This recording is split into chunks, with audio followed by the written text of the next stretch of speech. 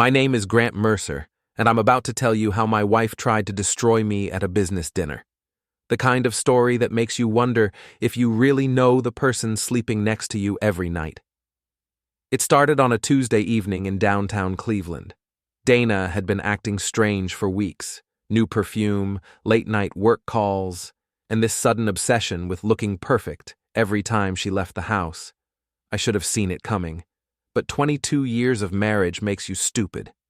You start believing in loyalty like it's some kind of natural law. "Grant, you need to come to this dinner tonight," she announced while fixing her makeup in our bedroom mirror. "It's important for my career." Before we dive deeper into this story, I have one small request. Please subscribe, drop a like, comment, and hit that hype button to boost this channel so more people can discover these incredible Reddit stories. Dana worked as an HR recruiter for a tech firm called Nexus Solutions. Big glass building, yoga balls in the conference rooms, and the kind of fake corporate culture that makes you want to punch something. I sold commercial real estate, old school handshakes, and actual human conversation. We were different people who somehow made it work for over 2 decades. "What kind of dinner?" I asked, loosening my tie. I'd just gotten home from showing a warehouse to some investors, and I was tired. "Business dinner. My boss Victor wants to meet you." She paused, studying herself in the mirror. "He's heard a lot about you." The way she said it made my skin crawl, like she'd been discussing our private life with this guy. But I agreed because that's what husbands do. We show up, smile, and pretend everything's fine even when it isn't. The restaurant was one of those overpriced places downtown where they serve tiny portions on huge plates and charge you $50 for the privilege. I wore my best suit, navy blue, nothing fancy but clean and professional. Dana looked stunning in a black dress I'd never seen before. Victor Bran was already waiting at the table when we arrived. Mid-50s, silver hair, expensive watch, and the kind of smile that never reaches the eyes. He stood up when he saw us coming, but his attention was entirely focused on Dana. "Dana, you look absolutely radiant," he said, taking her hand and holding it just a little too long. Then he turned to me with that practiced corporate handshake. "And you must be Grant. I've heard so much about you." We sat down, Victor and Dana on one side of the table, me on the other. Like I was being interviewed or interrogated. The waiter came by, and Victor ordered wine without asking what we preferred. Expensive wine. The kind that costs more than my monthly car payment. "So, Grant," Victor said, swirling his wine like he was some kind of expert, "Dana tells me you're in commercial real estate. Must be tough these days with the market being so unpredictable." "I do fine," I replied. "People always need places to do business." Of course. He smiled that fake smile again. "Though I imagine it's not quite as sophisticated as what Dana does. HR is really the heart of any modern company. We couldn't function without people like her." Dana beamed at the compliment. Actually beamed, like a teenager getting praised by her favorite teacher. The conversation continued like that for the next hour.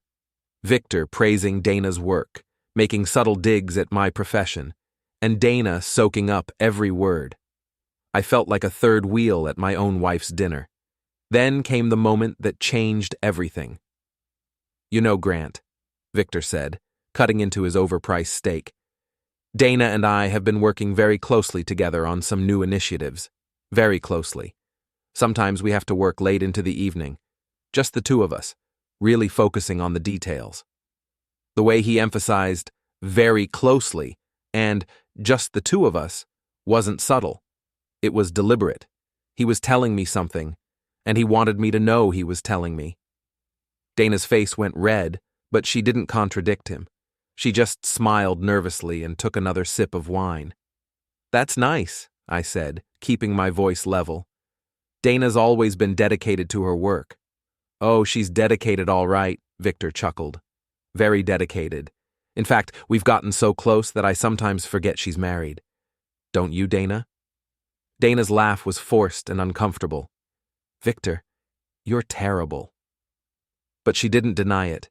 She didn't defend our marriage or shut down his inappropriate comments. She just sat there, letting this sleazy corporate predator disrespect me at our own dinner table. That's when I realized what was happening.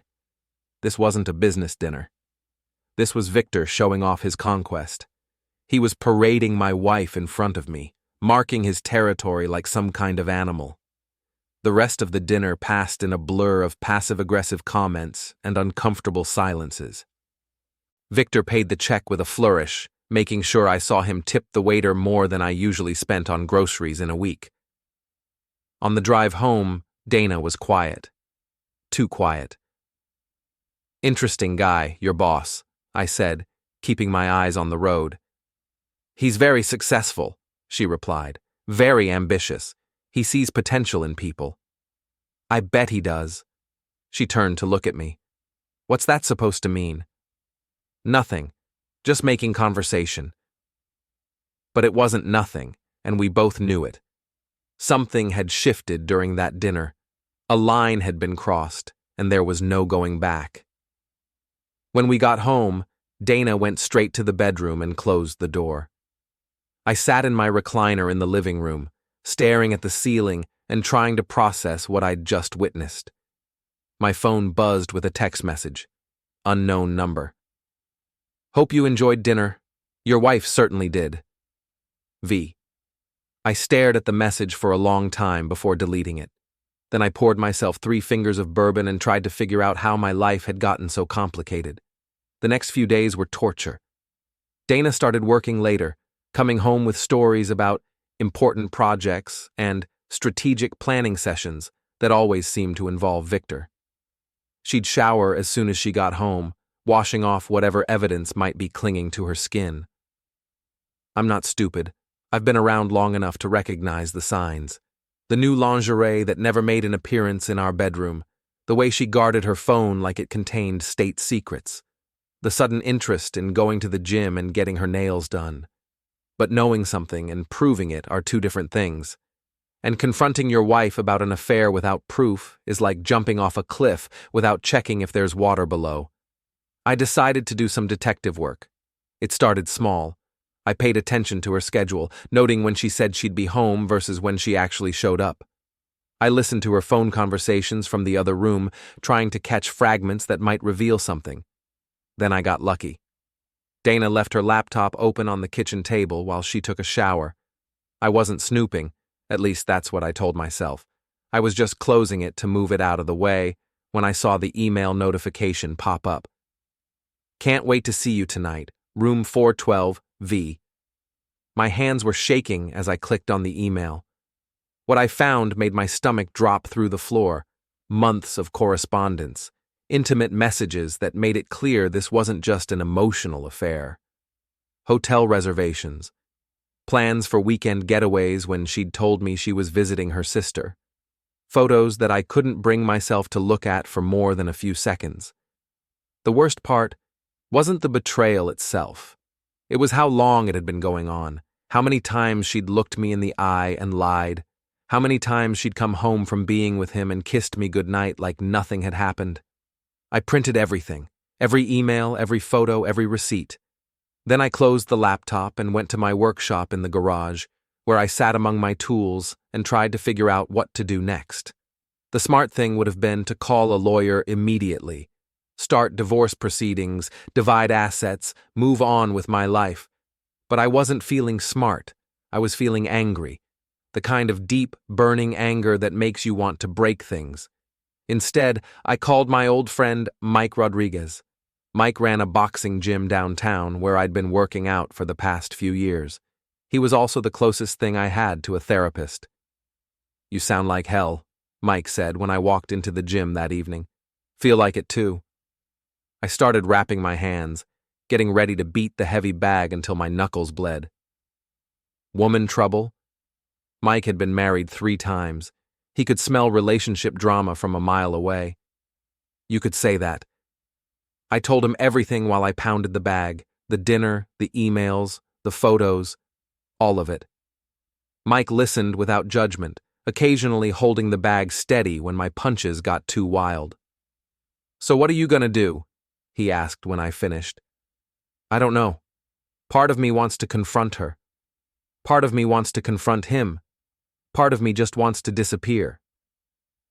"And what does the smart part of you want to do?" I stopped punching and looked at him. "The smart part of me wants revenge." Mike nodded slowly. "Revenge is a dish best served cold, my friend. You go in hot, you make mistakes. You make mistakes, you lose everything." "What are you suggesting?"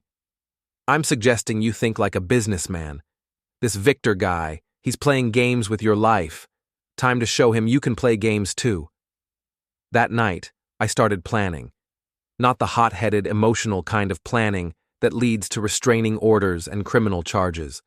The cold, calculated kind of planning that leads to complete and total destruction. I started with research.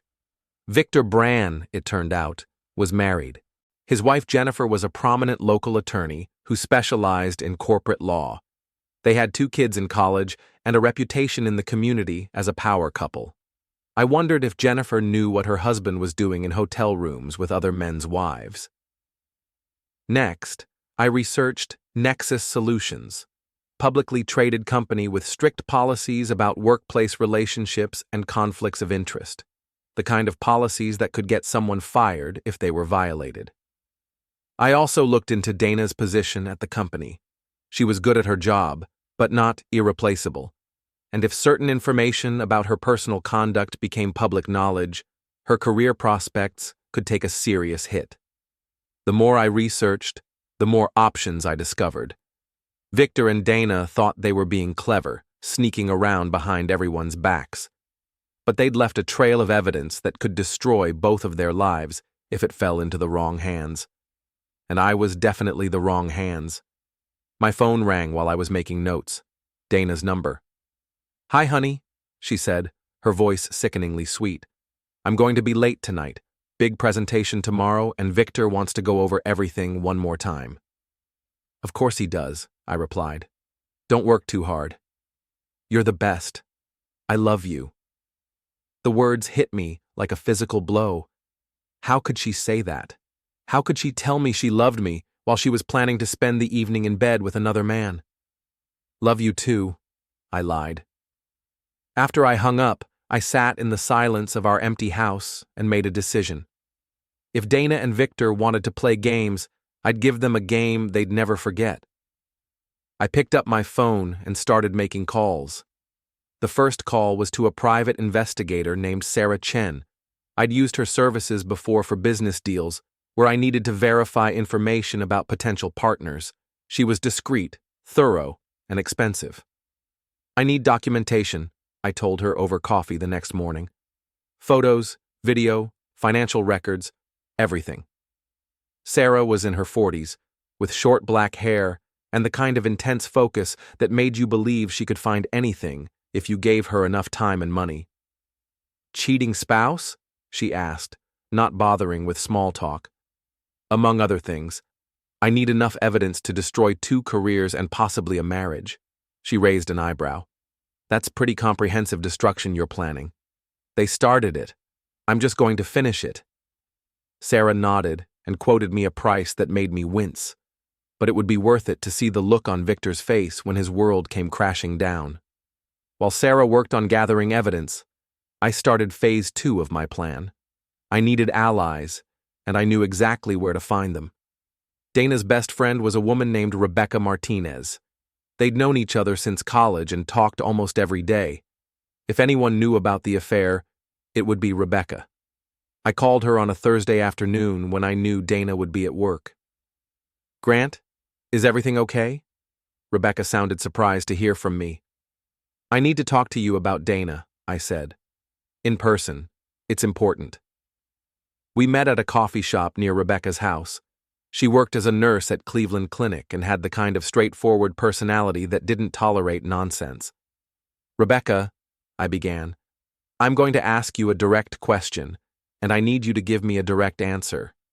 Is Dana having an affair?" Her face went pale. "Grant, please. I already know the answer. I just need to know if you knew. Rebecca stared into her coffee cup for a long moment. She told me it was just emotional, that nothing physical had happened. She lied to you too. I showed her some of the printouts from the emails, not the explicit photos, but enough to make it clear that this was far more than an emotional connection. Rebecca's hands shook as she read, "Oh my God, Grant, I'm so sorry. I told her she was making a mistake, but she said you two had grown apart. She said you didn't understand her anymore. Did she tell you she was planning to leave me? She mentioned it, but I thought it was just talk. You know how Dana gets when she's upset." I did know how Dana got. She was impulsive and dramatic, prone to making grand statements that she didn't always follow through on. But this felt different. This felt calculated. "There's something else," Rebecca said quietly. "Victor's been calling her constantly, even when she's with friends or family. It's like he doesn't want her to have any time away from him." That was interesting. It sounded like Victor was more possessive than I'd realized. Possessive men make mistakes, and mistakes create opportunities. "Rebecca, I need you to do something for me. Don't tell Dana we talked. Act normal. But if she mentions anything about future plans with Victor, I need to know." Rebecca nodded. "Grant, for what it's worth, I think she's lost her mind. You're a good man, and she's throwing away 22 years for some corporate sleazeball who's probably going to dump her the minute things get complicated. Maybe, but by then it'll be too late." That evening, Dana came home early for once. She seemed nervous, fidgety, like she had something on her mind. "Grant, we need to talk," she said while I was watching the news. Here it comes, I thought. The conversation I'd been dreading and anticipating in equal measure. "What about?" I asked, muting the television. She sat down across from me, her hands folded in her lap like a schoolgirl about to confess to breaking something valuable. "I think we should consider a trial separation," she said, the words coming out in a rush. "We've been growing apart for years, and maybe some time apart would help us figure out what we really want. A trial separation." I repeated the words slowly, like I was trying to understand a foreign language. "And where would you go during this trial separation?"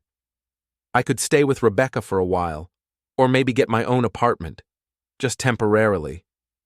She was lying, of course. She had no intention of staying with Rebecca or getting her own apartment.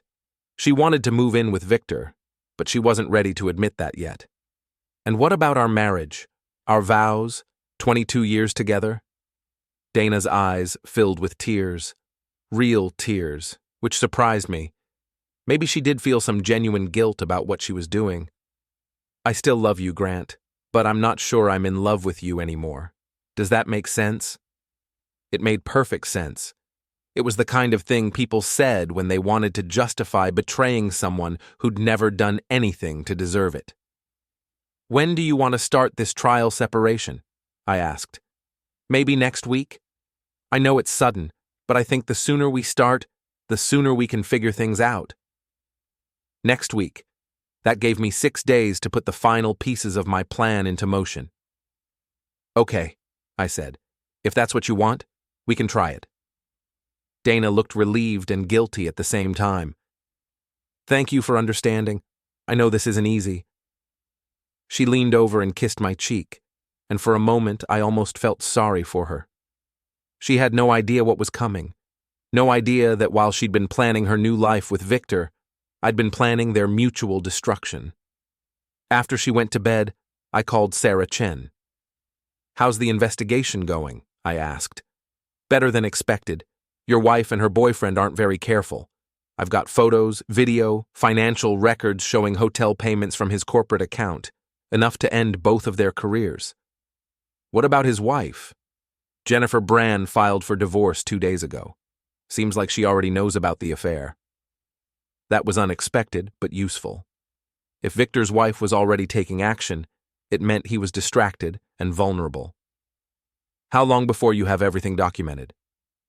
"Give me 3 more days. I want to make sure we have enough evidence to bury them completely." Perfect. Dana wants a trial separation starting next week. I want to give her a going-away present she'll never forget.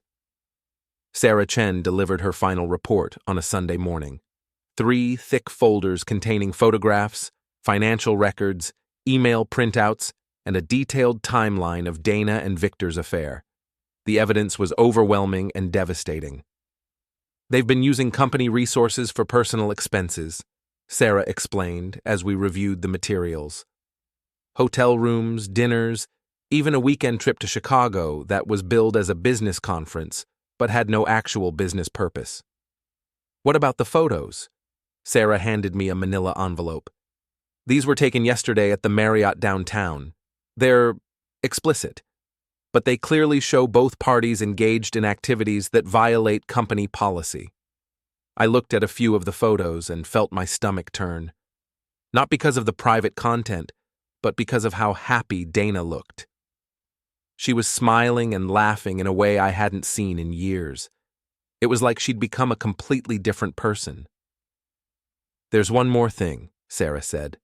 I did some digging into Victor's background. He's done this before. At his previous company, he had an affair with a subordinate that ended with her getting fired and him getting a promotion.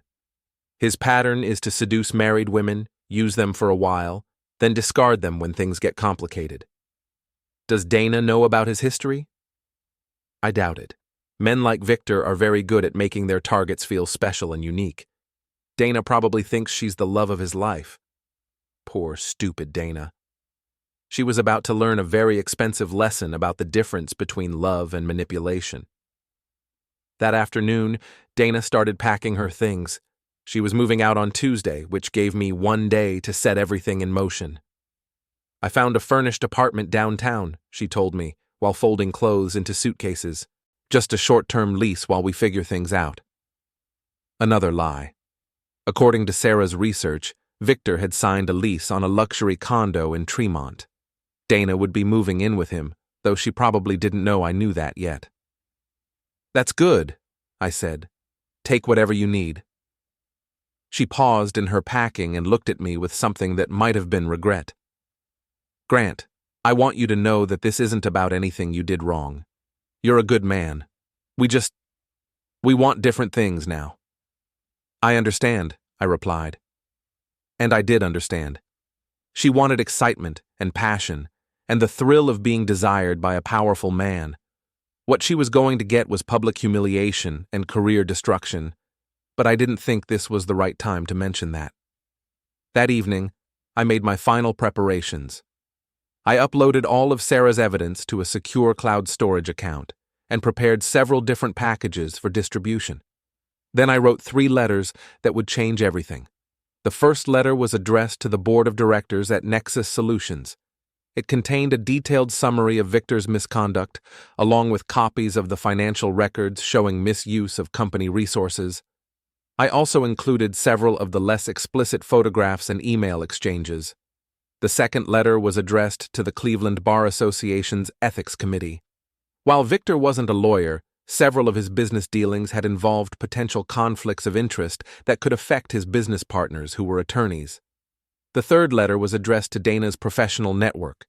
HR recruiters depend on their reputation for discretion and ethical behavior.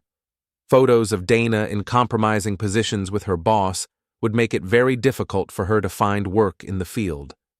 But letters were just the beginning. I had something much more dramatic planned for their last day together. Monday morning, I called Victor's office. Mr. Brand's office, this is Jennifer speaking. Hi, Jennifer. This is Grant Mercer. I met Mr. Brand at a business dinner last week, and he mentioned he might be interested in some commercial properties I have available. Is he free for lunch today? Let me check his calendar. Yes, he has an opening at 12:30. Would you like me to make a reservation somewhere? Actually, I was thinking we could meet at the Marriott downtown. They have that new restaurant, and it's convenient for both of us. Perfect. I'll let him know. Victor probably thought I was some desperate husband trying to make a deal to get his wife back. He had no idea he was walking into an ambush. I arrived at the Marriott at 12:15 and positioned myself at a table with a clear view of the lobby. At exactly 12:30, Victor walked in wearing an expensive suit and that same arrogant smile I remembered from the business dinner. He sat down across from me and immediately launched into his sales pitch. "Grant, I'm glad you called. Dana speaks very highly of your business acumen, and I'm always looking for investment opportunities." "I'm sure you are," I replied. "Tell me, Victor, how long have you been sleeping with my wife?" His smile disappeared instantly. "Excuse me?" I pulled out one of Sarah's photographs and placed it on the table between us. It showed Victor and Dana in a very compromising position in what was clearly a hotel room. I said, "How long have you been sleeping with my wife?" Victor's face went white, then red, then white again. He looked around the restaurant to see if anyone was watching us. "I don't know what kind of game you're playing," he said quietly, "but this is harassment." "This is justice," I replied. "You see, Victor, I know all about your little affair. The hotels, the expenses, the lies. I also know about your pattern of seducing subordinates and destroying their lives when you're done with them." I pulled out another folder and spread its contents across the table. Financial records, email printouts, more photographs.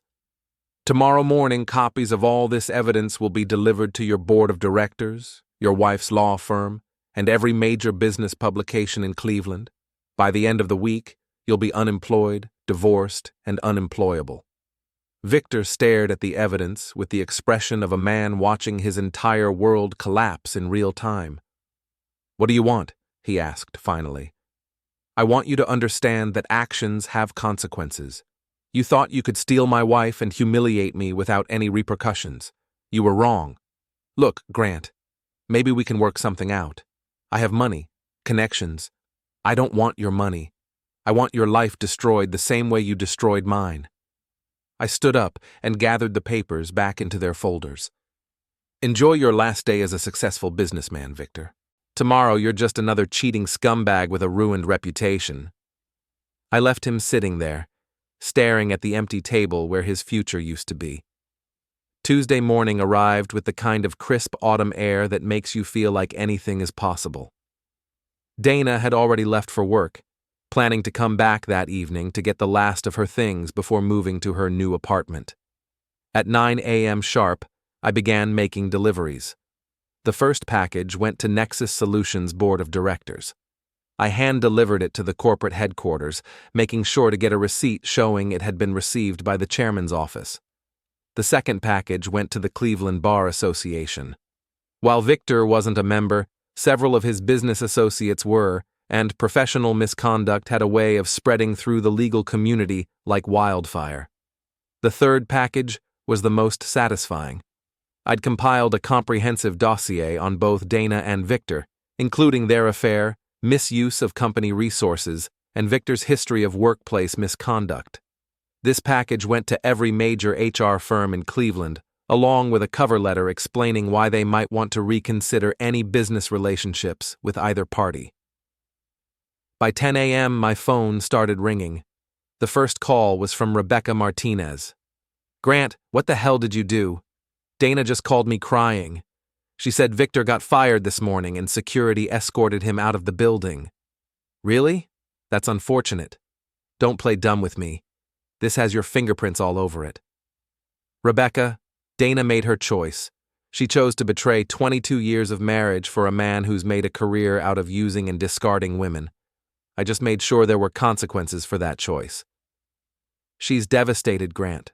Completely devastated." "Good. Maybe now she understands how I felt when I found out about the affair." The second call came an hour later. It was Dana herself, and she was hysterical. "Grant, please tell me you didn't do this. Please tell me you weren't responsible for what happened to Victor." "What happened to Victor?" I asked innocently. "He got fired. They said he violated company policy and misused corporate resources. Security escorted him out like he was a criminal." "That's terrible. I hope it wasn't anything serious." "Grant, I know it was you. Victor said you met with him yesterday and threatened him." "I had lunch with Victor yesterday. We discussed business opportunities. If he interpreted that as a threat, Maybe he has a guilty conscience about something. Dana was crying now, big sobbing gasps that made her words almost unintelligible. How could you do this to me? How could you destroy my life like this? I didn't destroy your life, Dana. You did that all by yourself when you decided to have an affair with your boss. I just made sure everyone knew about it. I never meant for this to happen. I never meant to hurt you. But you did hurt me. You humiliated me, lied to me, and threw away our marriage for a man who was using you. Did you really think there wouldn't be consequences? The line went quiet for a long moment. When Dana spoke again, her voice was different. Harder. I'm not coming home tonight. I can't face you right now. That's fine. Your things will be packed and waiting on the front porch. Grant. I hung up. The third call came that afternoon. It was Victor, and he sounded like a broken man. You snake, he said without preamble. You destroyed everything. My job, my marriage, my reputation. Are you happy now? Getting there, I replied. How's the job search going? I imagine it's difficult to find work when every potential employer knows you're a predator who steals company money to pay for hotel rooms. I never stole anything. Those expenses were legitimate business costs. Really? Because the receipts I have show you billing the company for rooms you used to have an affair with my wife. I'm pretty sure that's not a legitimate business expense. Victor was quiet for a moment. When he spoke again, his voice was barely a whisper. What do you want from me? I've lost everything. My wife filed for divorce. My kids won't speak to me. I can't get a job anywhere in the city. What more do you want? I want you to disappear. Leave Cleveland, change your name, start over somewhere else, and if you ever contact my wife again, I'll make sure your new employers know exactly what kind of man they're dealing with. And if I do that, if I leave and never come back, then maybe I'll stop distributing copies of those photographs to every business journal in Ohio. Victor hung up without another word. That evening, I sat in my empty house and waited. Dana's things were packed and sitting on the front porch, just as I'd promised. At around 8 p.m., I heard a car pull into the driveway. I watched from the window as Dana got out of Rebecca's car and walked slowly toward the house. She looked older somehow, like the events of the day had aged her years in just a few hours. She knocked on the door, even though she still had keys. Come in, I called. Dana entered hesitantly, like she was afraid of what she might find. Her eyes were red from crying, and her usually perfect hair was disheveled. Grant, she began, I know you're angry, and you have every right to be, but what you did today, it was cruel. Victor lost everything, his career, his family, his reputation. And for what? Revenge? Justice, I corrected. Victor made a choice to seduce a married woman and use company resources to facilitate an affair.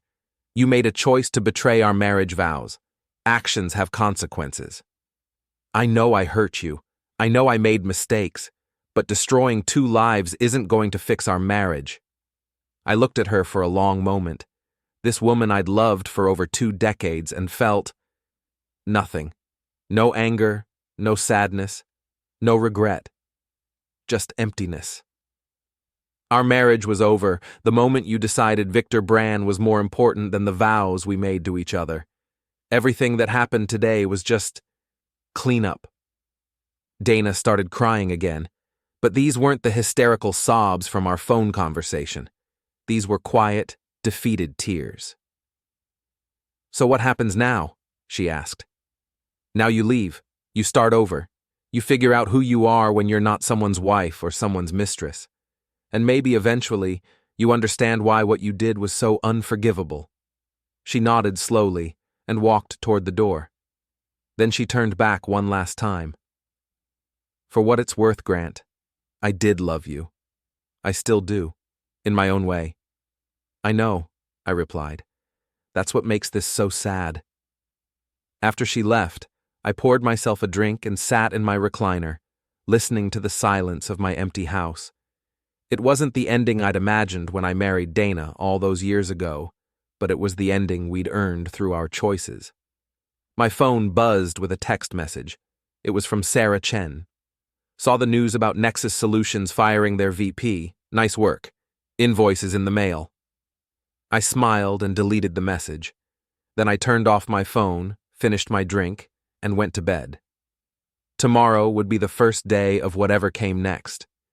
And for the first time in months, I was looking forward to finding out what that might be.